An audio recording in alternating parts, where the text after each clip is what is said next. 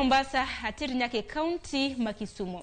Ntere duol mar NCIC kata kiero National Cohesion and Integration Commission of Kenya. Mabendo duche makawuono chako romo margi mar ndalo adek e county ma Kisumu. Romo makawuono gichako duche makawuono gibro bedo ka gitie ko romo margi mano chiengeso mano mar jumani. Kabende riwruok mar wowi oganda kanyakla kata NCIC.